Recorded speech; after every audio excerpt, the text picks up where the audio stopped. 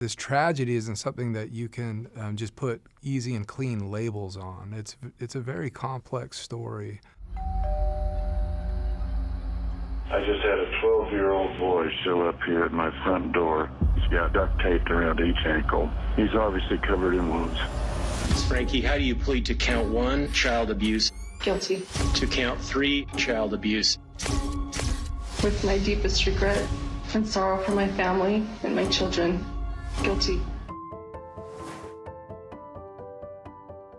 A lot of the physical violence that was described was hidden and kept from me. I didn't even know that those things happened. And I think Ruby was really careful to hide a lot of that from me.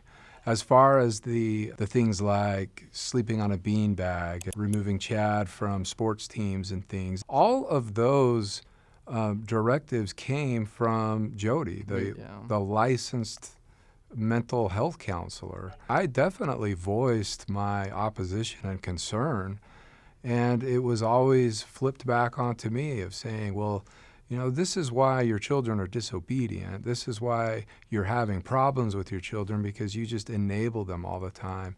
You're the problem, Kevin. When you work with a licensed therapist who is giving you advice, and you know you've trusted her for 5 years, and you know, at first it was great advice, and you know I felt like she did a really good job with me. But you know, when you build a relationship for 5 years, and when it gets to the point where your mom also trusts her more than she trusts her husband. For my dad, I understand that, you know, in order to get his family back and to not run into problems with my mom and our therapist, you know, he had to obey her rules and follow each step. I think it's relatively easy for somebody out there who's, you know, armchairing this and looking at this experience going, well, why didn't he just do that? I would have done that. If, you know, it was day number 1 and Jodi came to me and said, yeah, you know, you're selfish. You need to go into separation and repent. I would have told her to take a hike. Yeah. I would have been like, you're crazy. And I did say that in the first time I was introduced to Jodi's program. But you have to remember, and these individuals have to remember, that this was now, you know, I was 2.5 years in this program now, and Jodi doesn't start from day 1 saying stuff like that. She gets her hooks into you and slowly begins to indoctrinate you and condition you to believe things about yourself and to willingly give power to other people because you come to believe that you yourself aren't capable of making good decisions. When that was suggested to me after all of that indoctrinating and conditioning, at the time it seemed like, oh, you're right, okay.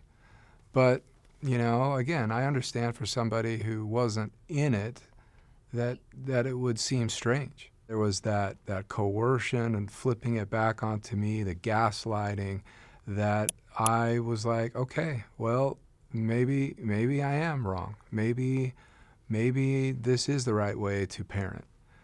But I know that there's a lot of sentiment out there, and you know, I think I want to address this very directly and very clearly. One of the things that I've been so upset about with the popular media's narrative of this experience is how they've collapsed the timeline. And they've taken the events of 2023, which were criminal, which were atrocious and horrific, and they've just smashed them all the way back into previous years and extrapolated and assumed that those types of criminal activities were occurring years before Jodi entered our family, and that's just simply not true. The criminal physical stuff happened after Jodi came into the picture, and the severe and the strict consequences and outcomes came after Jodi came into the picture.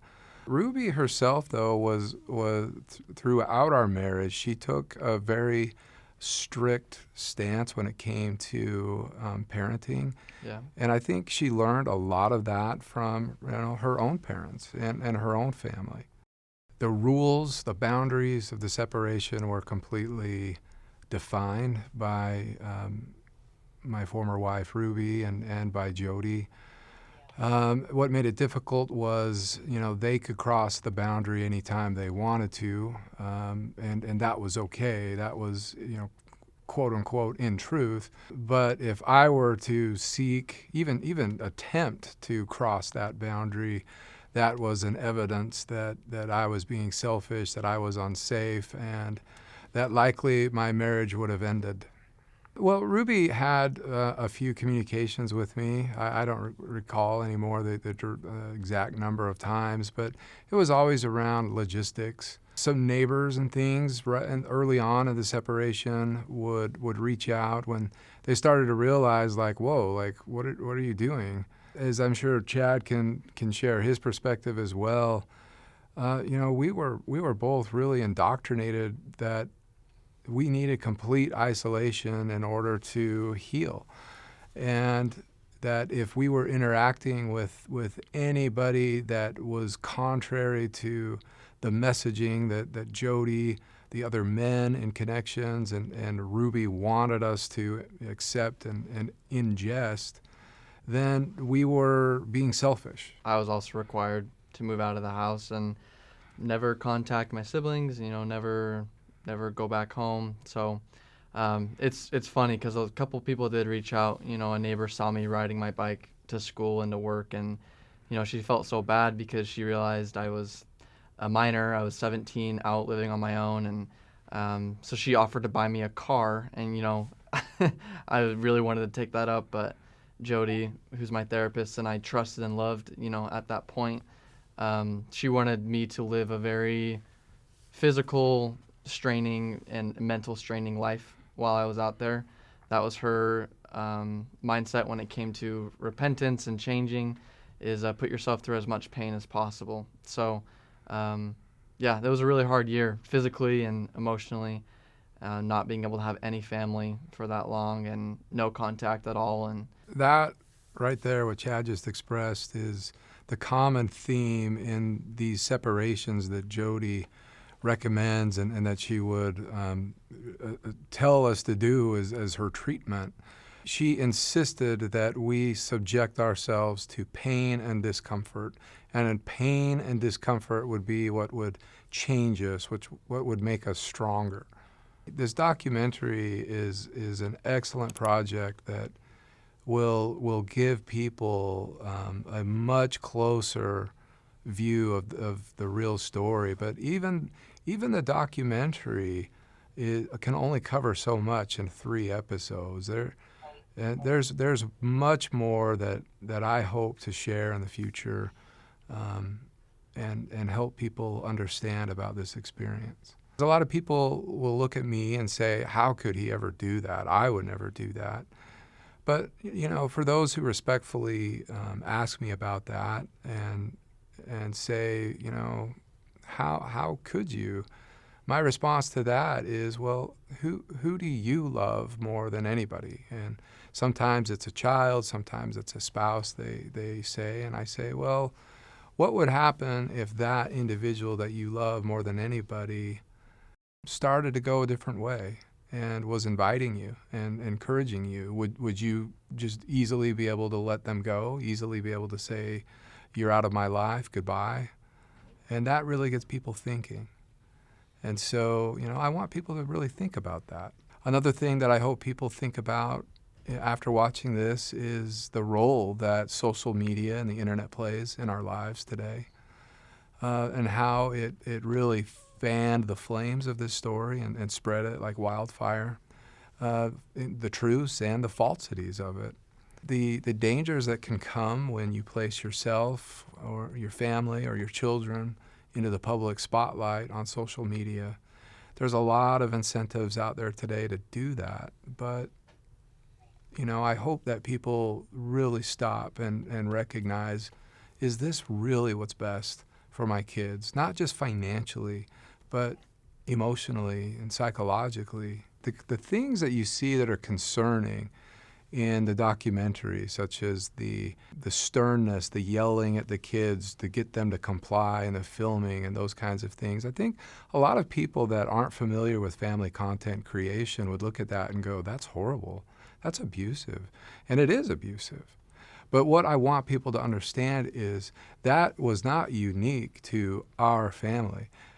I don't know a single family content creator that did not have interactions like that with their children. Yeah, and I can testify the same. I mean, we would go on, big YouTube trips, and there would be so many family vloggers there with so many kids and cameras out, and the stuff that my mom did behind the scenes, like yelling or get back in place or say that again, or the sternness, that wasn't just my mom as well. I mean, a lot of vloggers and parents who are putting their kids on camera, they act the exact same. They want their kids to repeat something. They want their kids to act a certain way. They want them in a certain spot.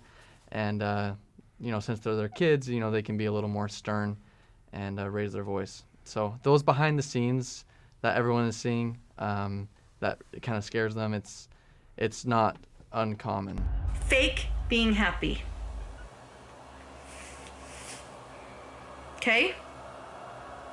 I don't know if I can right now. One of the reasons we were willing to give the raw footage to the production team for this documentary was to get this point across. And one of the biggest fears, if not the biggest fear of any family content creator on social media today, is having their raw footage somehow leaked, and so that people can see what really goes on behind the camera.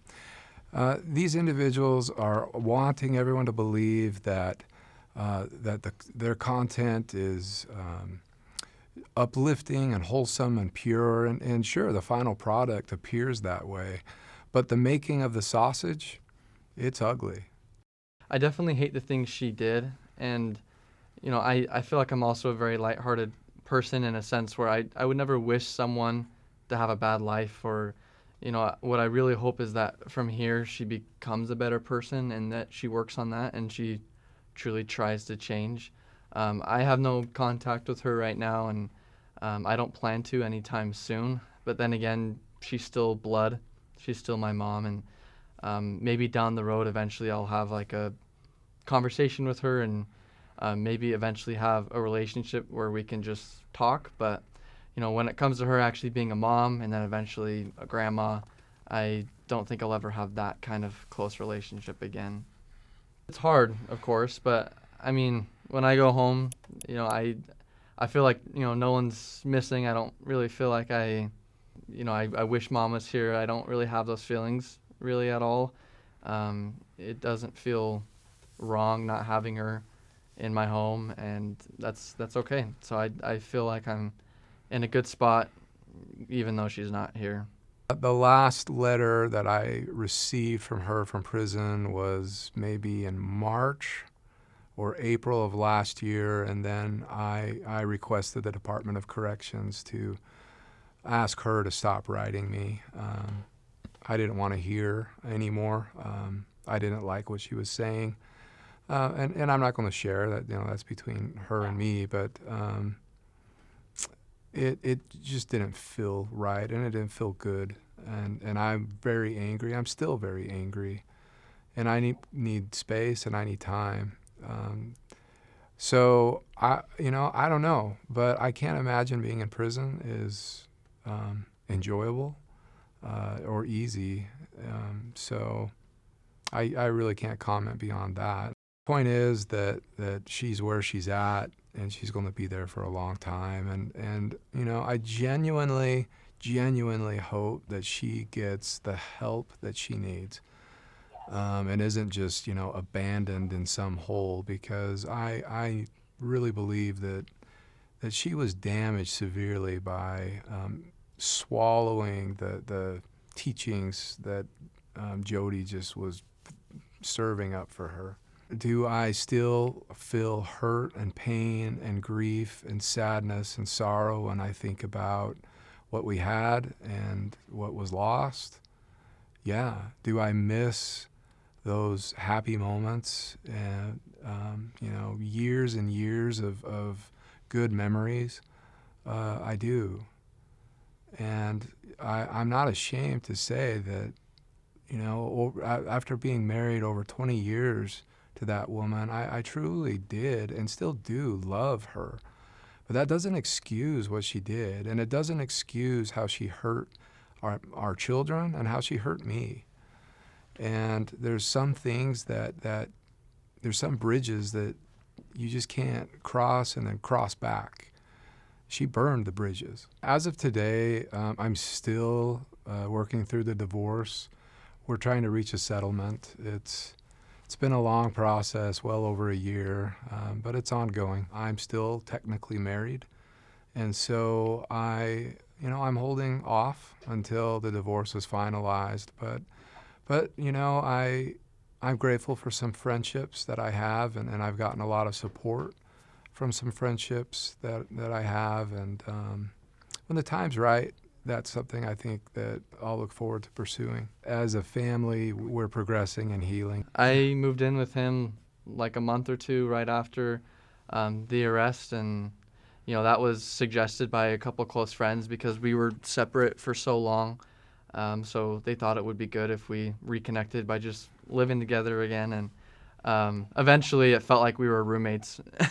So I moved out because I turned 19 and 20 and I wanted my own space. So, but yeah, it's great. We have a ton of pets now, and every Sunday we put them all together, and it's like we have a zoo. We started our own family tradition of family dinner on Sundays, and Sherry comes over, and yeah, it's a lot of fun. I definitely didn't think my life would be like this, especially after hearing the news about everything that happened. I didn't expect that to happen at all, but from here, where I'm at now, I feel like I expect good things out of the future, and if anything else were to happen, and what I mean is just like adversity and different challenging parts of life, I feel like I am more prepared for those to come now that I've been through something difficult. Life right now for me is getting back into I would say a comfortable normal. There's still a lot of pain. There's still a lot of healing that I work on each day, but it just looks and feels different now. I'm moving on, and I'm going to do what's best for my children, for my family, and for myself, and that's not going to include her.